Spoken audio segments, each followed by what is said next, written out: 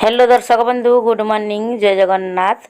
आज अनुचिंता वीडियो को आपण मानक समस्त को स्वागत। नंबर 1 प्रत्येक शुक्रवार दिन किछि मीठा खाद्य खाइबा उचित। एहा द्वारा दाम्पत्य जीवन सुखमय होइथाय।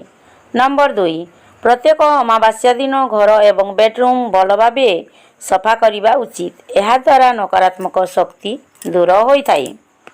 नंबर 3 रोषेई घरे गोटे माटी पात्र रे महू रखी ताकू व्यवहार करने उचित। एहा द्वारा वैवाहिक जीवन में मधुरता आसी थाए।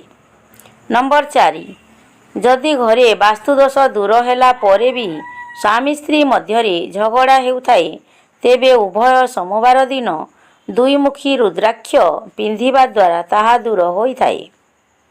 नंबर 5 प्रत्येक दिन स्वामी स्त्री उभय ओम नमः शिवाय मंत्र जप करने द्वारा समस्त अभाव असुविधा दूर होई सुख शांति प्राप्त होइथाए।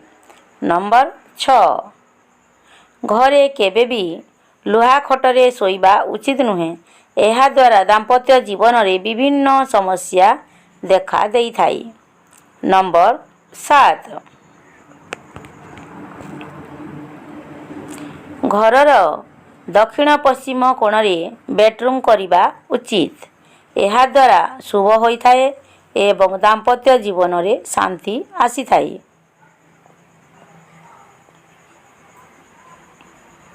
नंबर 8 सोइबा घरे बेड पाखरे किछि धड़ा फूलर फोटो रखिबा द्वारा वैवाहिक जीवन रे सुख सौभाग्य आसी थाए। नंबर 9 स्त्री लोकंक मेकअप सामग्री केबे भी बेडरूम व्यतीत अन्य केउ घरे रखिबा उचित नुहे। यह अशुभ होइथाए। नंबर 10 स्वामी स्त्री बेडरूम ठीक उपरे जदि पानी टांकी रही थाए तेबे सेमानंक मध्यरे थिबा संपर्क खराब होइथाए। नंबर 11 बेडरूम रो ठीक उपरे जदि टॉयलेट रही थाए तेबे स्वामी स्त्री संपर्क खराब होई छाड़पत्र आड़कू कथा जाई थाए। नंबर 12 सेथिपाई बेडरूम ठीक उपरे पानी टांकी किंबा टॉयलेट रखिबा उचित नुहे। जदि थाए बेडरूम बदलैबा उचित। नंबर 13 केबे भी बेड घरर कबाट सामना रे हेबा अनुचित। एहा द्वारा शरीर असुस्थ होइथाए एवं अशांति लागी रही थाए। नंबर 14 सोइबा घरे लागिथिबा पंखारु किंबा झरकारु जेपरी अतिरिक्त शब्द बाहरिबा अनुचित। एहा द्वारा मतभेद देखा देई थाए। नंबर 15 बेडरूम रे डार्क रेड ब्लैक ब्लू एवं ग्रे इत्यादि रंगर व्यवहार करिबा अनुचित एवं व्हाइट येलो पिंक किंबा क्रीम इत्यादि रंगर करिबा द्वारा शुभ होइथाए। नंबर 16 बाहर लोकन को केबे भी स्वामी स्त्री बेडरूम को जीवाकू देवा अनुचित। एहा द्वारा सेमानंक भितरे संपर्क खराब होइथाए। नंबर 17 बाहर लोकंक नजर बेडरूम भीतर को पड़िबा उचित नुहे। एहा द्वारा स्वामी स्त्री विभिन्न खराब कथार शिकार होइथांती। नंबर 18 सूर्यास्त पर बेडरूम रे किछि समय लाइट जलाइबा उचित। एहा मंगलकारी होइथाए एवं अर्थ चिंता कम होइथाए।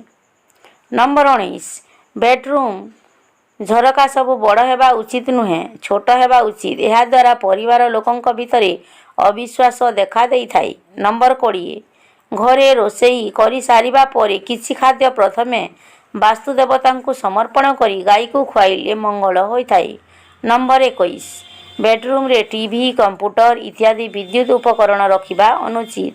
एहा अमंगलकारी होइथाए। नंबर 22 ठाकुर घरे पुराना जिनिस किंबा बेकार जिनिस रखिबा अनुचित। एहा द्वारा आर्थिक एवं शारीरिक समस्या देखा देई थाए। नंबर 23 घरे जदि जोता चपल एठी सेठी पड़े किंबा व्यवस्थित भावे न रहे तेबे परिवार लोकंक भितरे कलह देखा देई थाए। नंबर 24 घरु कौनसी गुरुत्वपूर्ण कार्य बाहर को जीवा समय रे दही खाइले शुभ एवं मंगलकारी होइथाए। नंबर 25 जदि राति रे निद हेउ न थाए दक्षिण दिग को मुंड करी सोइबा उचित। एहा द्वारा चिंता दूर होइथाए एवं भल निद होइथाए। नंबर 26 पिलामानंक निद जदि राति रे बारंबार भांगु थाए तेबे रूम रे हल्का येलो लाइट लगाइबा उचित। नंबर 27 घरे जदि पोषा पशु କିମ୍ବା ପକ୍ଷୀ ରଖୁଛନ୍ତି ତେବେ ଉତ୍ତର ପଶ୍ଚିମ କୋଣରେ ବା ବାୟବ୍ୟ କୋଣରେ ରଖିବା ଉଚିତ। ନମ୍ବର 28 ଭୋଜନ କରି ସାରିବା ପରେ କେବେ ବି ଅଇଁଠା ଥାଳି ହାତରେ ଧରି ଅଧିକ ସମୟ ରହିବା ଉଚିତ ନୁହେଁ। ଏହା ଦ୍ୱାରା ଆର୍ଥିକ ଚିନ୍ତା ବୃଦ୍ଧି ହୋଇଥାଏ। ନମ୍ବର 29 ନିଜର ପୂର୍ବପୁରୁଷଙ୍କ ଫଟୋ କେବେ ବି ଠାକୁର ଘରେ ରଖିବା ଉଚିତ ନୁହେଁ। ଏହା ଘରର ଦକ୍ଷିଣ କାନ୍ଥରେ ଲଗାଇବା ଉଚିତ। ନମ୍ବର 30 ରାହୁକାଳ ସମୟରେ ପଇସା ରଖୁଥିବା ଆଲମାରୀ ଖୋଲିବା ଉଚିତ ନୁହେଁ। ଏହାଦ୍ୱାରା ଧନହାନି ହୋଇଥାଏ, ତେଣୁ ଧ୍ୟାନ ରଖିବା ଉଚିତ। ଘରର ମଝି ସ୍ଥାନକୁ ବ୍ରହ୍ମସ୍ଥାନ କୁହାଯାଏ ଏବଂ ଏହି ସ୍ଥାନରେ କେବେ ଭାରୀ ଜିନିଷ ରଖିବା ଉଚିତ ନୁହେଁ। ଏହାଦ୍ୱାରା ଅଶାନ୍ତି ଦେଖା ଦେଇଥାଏ। ନମ୍ବର 32 ପଞ୍ଚରତ୍ନକୁ ଶୋଇବା ସମୟରେ ନିଜର ମୁଣ୍ଡ ଉପରେ ରଖିବା ଉଚିତ ଏବଂ ଉଠି ସାରିବା ପରେ ପ୍ରଥମେ ଦେଖିବା ଦ୍ୱାରା ସ୍ୱାମୀ ସ୍ତ୍ରୀ ବିବାଦ ଦୂର ହୋଇଥାଏ। ନମ୍ବର 33 ଗୋମତୀ ଚକ୍ରକୁ ଲାଲ ସିନ୍ଦୁର ଡବାରେ ରଖିବା ଦ୍ୱାରା ପତି ପତ୍ନୀ ବିବାଦ ଦୂର ହୋଇଥାଏ, ସୁଖ ସମୃଦ୍ଧି ପ୍ରାପ୍ତ ହୋଇଥାଏ। ନମ୍ବର 34 ଯଦି ଘରର ଦୁଆର ମୁହଁରେ ଜୋତା ଚପଲ ଓଲଟା ପଡ଼ିଥିବାର ଦେଖନ୍ତି ତେବେ ତୁରନ୍ତ ସିଧା କରିଦେବା ଉଚିତ। ଏହା ଅଶୁଭ ହୋଇଥାଏ ଏବଂ କଳି ଝଗଡ଼ା ଲାଗିବାର ସଂକେତ ଦେଇଥାଏ। ନମ୍ବର 35 ଘରର ନୈରୁତ୍ୟ କୋଣ ସଫାସୁତୁରା ରଖିବା ଉଚିତ। ଯଦି ଦୂଷିତ ହୁଏ ତେବେ ଚରିତ୍ର ହରଣ, ଶତ୍ରୁଭୟ ଏବଂ ଦୁର୍ଘଟଣା ଆଦି ସମସ୍ୟା ଦେଖା ଦେଇଥାଏ। ନମ୍ବର 36 ଘରର ଉତ୍ତର ଦିଗକୁ ପବିତ୍ର ରଖିବା ଉଚିତ।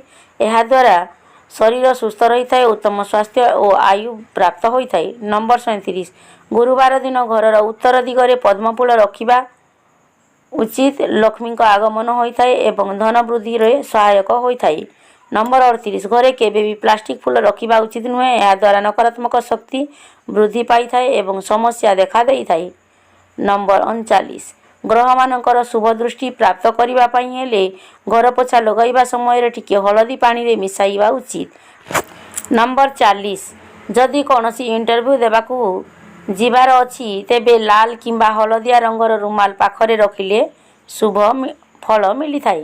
ନମ୍ବର 41 ଘରର ଉତ୍ତର ଦିଗରେ ବଡ଼ ଆଇନା ଲଗାଇବା ଦ୍ୱାରା ଆତ୍ମବିଶ୍ୱାସ ବୃଦ୍ଧି ହୋଇଥାଏ ଏବଂ ନୂତନ ଅବସର ପ୍ରାପ୍ତ ହୋଇଥାଏ। ନମ୍ବର 42 ଘରର ଦକ୍ଷିଣ ପଶ୍ଚିମ ଦିଗରେ ପରିବାର ସଦସ୍ୟଙ୍କର ମିଳିତ ଫଟୋ ଲଗାଇବା ଉଚିତ। ଏହାଦ୍ୱାରା ଶାନ୍ତି ପ୍ରାପ୍ତ ହୋଇଥାଏ। ନମ୍ବର 43 ଘରେ କେବେ ବି ନୈରାଶ୍ୟଜନକ ଛବି କିମ୍ବା ଉଦାସୀନ ଛବି ଲଗାଇବା ଉଚିତ ନୁହେଁ। ଏହାଦ୍ୱାରା ନକାରାତ୍ମକତା ବୃଦ୍ଧି ହୋଇଥାଏ। ନମ୍ବର 44 ଘରର ଡ୍ରଇଂ ରୁମ୍ରେ ସନ୍ଥ ମହାତ୍ମାଙ୍କ ଫଟୋ ଲଗାଇବା ଦ୍ୱାରା ପରିବାରର ସଦସ୍ୟଙ୍କ ଭିତରେ ଏକତା ବୃଦ୍ଧି ପାଇଥାଏ ଏବଂ ଜୀବନରେ ଉନ୍ନତି ହୋଇଥାଏ। ନମ୍ବର 45 ସପ୍ତାହକୁ ଥରଟିଏ ଘରେ କର୍ପୂର ଜଳାଇବା ଉଚିତ। ଏହାଦ୍ୱାରା ଅଶୁଭତ୍ୱ ଦୂର ହୋଇଥାଏ, ସୁଖ ସମୃଦ୍ଧି ପାଇଥାଏ। ତ ଆଜିର ଭିଡ଼ିଓଟି ଆପଣମାନଙ୍କୁ କେମିତି ଲାଗିଲା ମତାମତ ଦେବାକୁ ଭୁଲିବେ ନାହିଁ, କମେଣ୍ଟ ବକ୍ସରେ ଜଣାଇବେ। ଭିଡ଼ିଓଟିକୁ ଅଧିକ ମାତ୍ରାରେ ସେୟାର କରନ୍ତୁ, ଅଧିକ ମାତ୍ରାରେ ଲାଇକ୍ କରନ୍ତୁ, କମେଣ୍ଟ ଦେବାକୁ ଜମାରୁ ଭୁଲନ୍ତୁ ନାହିଁ। ଯେଉଁମାନେ ଚ୍ୟାନେଲରେ ନୂଆ ଆସିଯାଇଛନ୍ତି ଚ୍ୟାନେଲଟିକୁ ସବସ୍କ୍ରାଇବ୍ କରିକି ଯାଆନ୍ତୁ। ପାଖରେ ଥିବା ବେଲ୍ ଆଇକନ୍କୁ କ୍ଲିକ୍ କରି ଅଲ୍କୁ ପ୍ରେସ୍ କରିଦିଅନ୍ତୁ। ଆଉ ଯେଉଁମାନେ ଆଗରୁ ଚ୍ୟାନେଲକୁ ସବସ୍କ୍ରାଇବ୍ କରିକି ରଖିଛନ୍ତି ଆପଣମାନଙ୍କୁ ବହୁତ ବହୁତ ଧନ୍ୟବାଦ।